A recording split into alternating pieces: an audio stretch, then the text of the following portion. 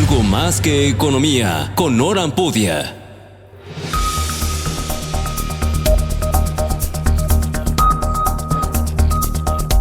Mañana con 7 minutos, 9 de la mañana con 7 minutos, continuamos en esta primera emisión del informativo NTR y como ya lo escucha usted, vamos a conocer el comentario de este lunes 17 de mayo de Nora Ampudia, quien como todos los lunes nos ofrece detalles importantes de lo que está ocurriendo en la economía mexicana. Nora Ampudia, muy buenos días, ¿cómo estás? Bienvenida.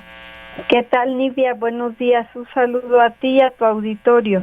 Muchísimas gracias, Nora. Pues pese a lo que dicen las autoridades, luego pareciera que las cosas no mejoran en materia económica en nuestro país. Pues así es, Nidia. Recién salió la información sobre el consumo privado en el mercado interior. Y lo que podemos observar es una disminución en términos reales, es decir, quitando la inflación, del 0.2% de enero de este año a febrero de este año. Y si lo comparamos de febrero del año pasado a febrero de este año, la caída es del 7.5%. La gente me pregunta, ¿cómo es que está cayendo tanto el consumo si el gobierno dice que está dando tantos subsidios y apoyos a los pobres y a las familias, ¿no? La razón de la caída del consumo privado pues son varias. Una es que desafortunadamente disminuyó la población económicamente activa 1.6 millones de personas si comparamos el primer trimestre del año anterior contra este primero de este año. Entonces, en el primer trimestre del 2020 eran 57 millones que formaban parte de la población económicamente activa y ahorita son solo 55.4 millones de personas. Luego aumentó la población que está subocupada, es decir, aquella que no llega a los estándares mínimos de un buen empleo porque no trabaja las 8 horas o porque gana menos de 2 salarios mínimos. Ellos pasaron de 4.6 millones en el 2020, este mismo trimestre, a 7.3 millones en el 2020 y la tasa de desocupación sigue aumentando. En el 2020 estaba en 3.4 y ahorita está en 4.4%. A eso todavía había que agregar la caída en la confianza del consumidor, la disminución que hay del crédito bancario al consumo en tarjetas de crédito y créditos personales, y también habría que agregar la disminución de la masa salarial. Y entonces tú me podrías preguntar, ¿y qué es la masa salarial? Bueno, pues la masa salarial es simplemente una multiplicación entre la población ocupada remunerada por el ingreso promedio real. Y aunque hemos recuperado parte del empleo, no todo el empleo perdido, pues los empleos recuperados están recuperándose con menores salarios. Entonces todo esto explica la caída en los niveles del consumo, a pesar de que el gobierno esté gastando mucho en los programas sociales.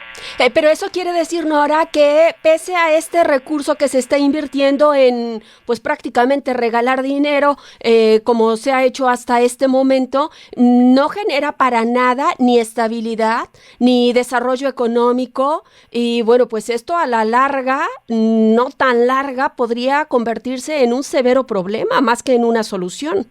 Claro, el problema es que estos subsidios que el gobierno da son realmente dádivas, ¿no? Son ingresos tan pequeños que no que no alcanzan a recuperar ese consumo privado. En realidad, una buena política que buscara recuperar ese consumo privado sería apoyar empresas para generar empleos que generen ingresos. No basta una dádiva, no basta un pequeño subsidio, porque la fuente de ingreso principal de la población es laboral, y si no hay fuentes de trabajo no hay ingresos laborales, y seguimos viendo una alta tasa de desempleo, una alta tasa de subocupación y una tasa todavía más alta de condiciones críticas de ocupación. Ahora, Nora, ¿cómo podríamos entender esta parte? Que a una gran cantidad de jóvenes y adultos mayores se les está proporcionando pues un recurso que en muchas de las ocasiones en su vida habían recibido. Esto pudiéramos pensar que la gente se está administrando mejor, está guardando este recurso, o ¿por qué no se ve en el consumo privado? Bueno, en el caso de los adultos mayores es consumo de subsistencia, es para sobrevivir, es para cosas elementales, no bienes primarios, no sé, comida, renta, medicinas. El caso de los jóvenes, pues los jóvenes desafortunadamente las encuestas dicen que lo están gastando de forma improductiva, alcohol, pachanga, cosas así. Entonces esto no genera un efecto multiplicador importante en la economía, porque como dije, el efecto multiplicador se genera con la creación de empleos, que crea ingresos, que crea producción, que crea, al haber ingreso salarial puede haber consumo, ¿no? Pero, ahora, Nora, ¿cómo entender estas cifras, estas estadísticas que luego desde el gobierno se presentan, que incluso desde el Instituto Mexicano del Seguro Social, que nos reportan pues prácticamente que hay buenos datos, que está incrementando? ¿Es una mala estadística o qué es lo que está, de dónde surge esta información? No, como ya dijimos, el empleo ha crecido, pero no ha logrado recuperar los empleos perdidos. No ha logrado recuperar todos los empleos perdidos. Y dos, el empleo que se está generando o es informal y es de baja remuneración. Sí se han recuperado puestos de trabajo, muchos se han ido al sector informal y otros dentro del sector formal han recuperado con salarios menores. Estamos equivocando la fórmula definitivamente, Nora. Bueno, estamos equivocando la fórmula para lograr crecimiento económico. Ahora, esto en un corto plazo y de acuerdo a los compromisos ya establecidos, el Tratado de Libre Comercio, TEMEC, y otros que existen en nuestro país con diferentes pues países, esto va a representar un problema no solo económico.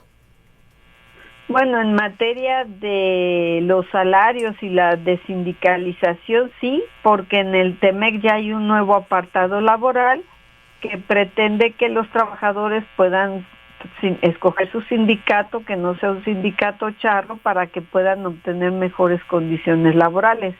Y eso pues aparentemente no está sucediendo porque ya ves la demanda que acaban de interponer, ¿no?, a una empresa que amañó las elecciones sindicales. Nora, sí, definitivamente. Y, por ejemplo, en este caso muy concreto, eso quiere decir que si no representa toda esta política un beneficio, una mayor estabilidad, un consumo en lo privado más elevado, la política no está funcionando. Así es, y como dijimos, cayó notablemente la confianza del consumidor, pero notablemente, y como tú dices, el otro aspecto, cuando un consumidor no tiene confianza, no gasta en electrodomésticos, no gasta en autos, y eso hace que el consumo caiga sensiblemente. Gasta en las necesidades básicas, pero no más, ¿no? Bien. Y eso es por una caída en la confianza del consumidor. Entonces todo esto en conjunto hace que el consumo de bienes en el mercado interno se desplome como se ha desplomado desde julio del 2019.